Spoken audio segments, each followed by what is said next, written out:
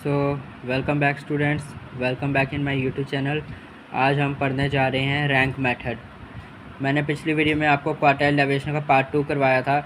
इस वीडियो में मैं आज आपको रैंक मेथड करवाऊंगा।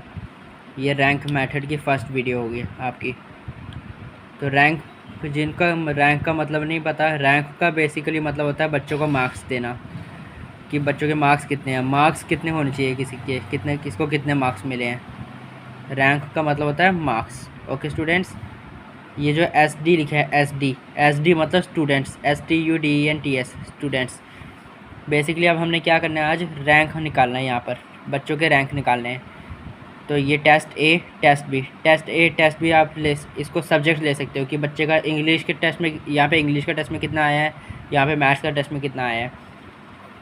और यहाँ पे आप स्टूडेंट्स की जगह सीरियल नंबर भी लिख सकते हो सीधा। यहाँ पे जैसे ए है, एक बच्चा है जिसको हमने ए नाम डिनोट किया है। उस बच्चे का पहले टेस्ट में मार्क्स आए हैं 2, दूसरे में आए हैं 4, दूसरे बच्चे के आए हैं 4, तीसरे बच्चे के आए हैं 6, चौथे के आए हैं 8, पाँचवें के आए हैं 10, अगले के आए हैं 20, फिर अगले के आए हैं 16। एक minute students, just wait a second. Students, यहाँ पे 20 आए हैं, यहाँ पे दूसरे के आए हैं 16, यहाँ पे आए हैं 12, यहाँ पर आए हैं 8, यहाँ पर आए हैं 10। तो अब आपने बेसिकली क्या करना है स्टूडेंट्स, पहले ये जो आपका लिखा हुआ है R1 यहाँ पर, ठीक है स्टूडेंट्स, क्या लिखा है R1। आपको ये जो टेस्ट 1 है इसकी सीरीज़ बनानी है। आपको पहले देखना है कि सबसे टॉप में बच्चा कौन सा है। जैसे ये 10 है, ये वाला बच्चा फर्स्ट है, फिर आगे आया 8 वाला बच्चा दूसरे नंबर पर, 6 वाला तीसरे, 4 वाला चौथे, 2 वाला पाँचवें। ओके स्टूडेंट्स, तो ऐसे ही अब यहाँ पे इसकी सीरी लिखनी है 5 4 3 2 1। अब हमें निकालना है अगले वाले का यहाँ से निकालेंगे हम 21st, 16 सेकेंड, 12 थर्ड, 10 फोर्थ, 8 5। क्या स्टूडेंट्स, 4 5 3 2 1। जिनको समझ नहीं आया हमने कैसे किया है, मैं एक बार फिर से बता देता हूँ। यहाँ पे आपको दिए हुए हैं टेस्टों के मार्क्स बच्चे के। जैसे इंग्लिश के में कितने टेस्ट आए, टेस्ट में कितने मार्क्स आए हैं। ये जो ए है ये एक बच्चा है, बी दूसरा बच्चा है, सी तीसरा बच्चा है। तो जो ए वाला बच्चा है उसके आए हैं इंग्लिश में 2 मार्क्स, मतलब जो पहला टेस्ट है उसमें 2 मार्क्स आए हैं। बी जो दूसरा बच्चा है उसके 4 आए हैं।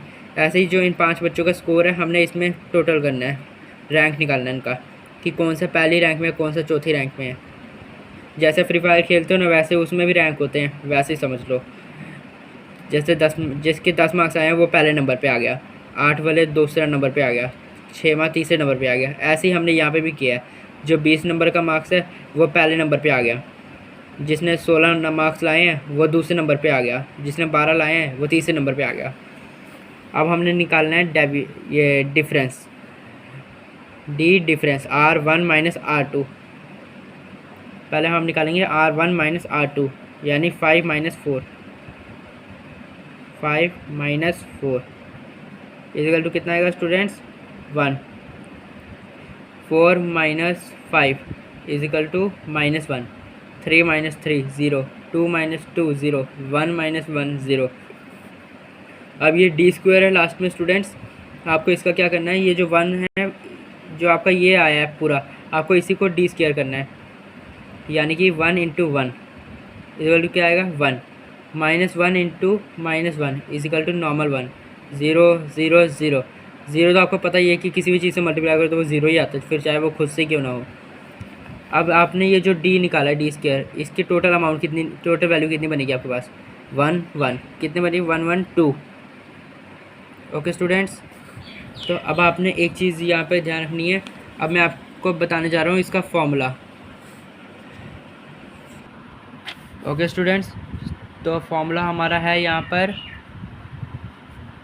1 minus 6 summation bracket D bracket upon N bracket N square minus 1 bracket.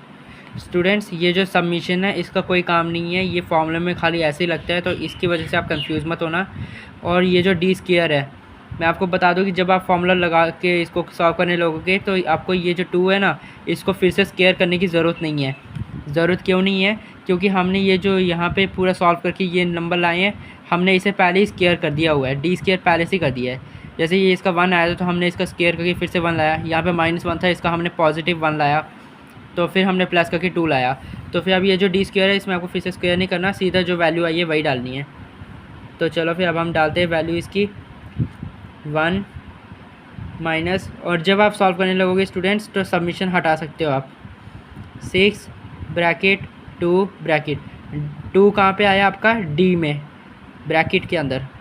Okay students, तो n, अब जिनको नहीं पता कि n क्या है, n मतलब है total students, sum of all the students, कि आपके पास कितने स्टूडेंट्स हैं, या sum of all the serial numbers, कि आपके पास कितने स्टूडेंट्स हैं, कितने सीरियल नंबर्स हैं। जैसे फॉर एग्जांपल अभी यहाँ पे 5 स्टूडेंट्स हैं, हमने नाम भले ही ऐसे लिए हैं, लेकिन हमने भले ही ABC लिखा है यहाँ पर, लेकिन यहाँ पे आपको स्टूडेंट्स मान के चलना है, इनको क्या मान के चलना है? स्टूडेंट्स।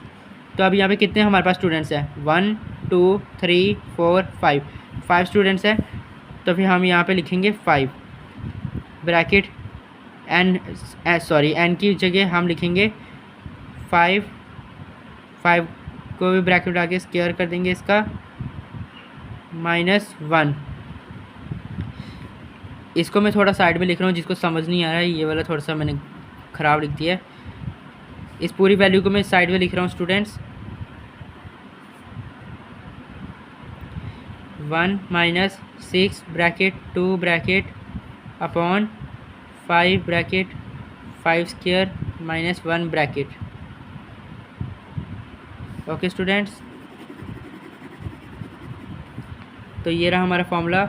अब बेसिकली देखो स्टूडेंट्स, होता क्या है कि अगर यहाँ पे जैसे आपको दिया हुआ है ये 5 स्टूडेंट्स दिए हुए हैं, अगर फॉर एग्जांपल आपको यहाँ पे सीरियल नंबर दिए होते जैसे 1 2 3 4 5, ये स्टूडेंट ही रहता, लेकिन ऊपर सीरियल नंबर नाम चेंज हो जाता और नीचे 1 2 आ जाता, और उसमें आपको दिए होते 10 तक।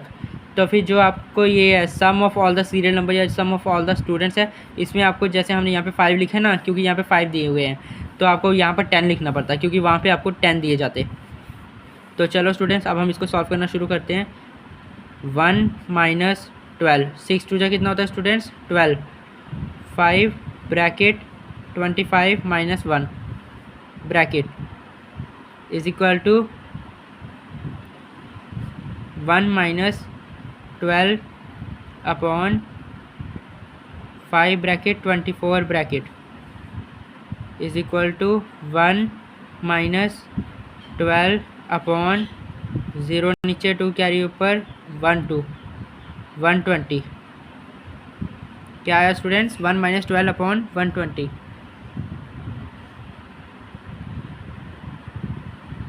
और सॉरी स्टूडेंट्स, मैंने यहाँ पे एक चीज़ भूल गया, यहाँ पे -1 भी आएगा।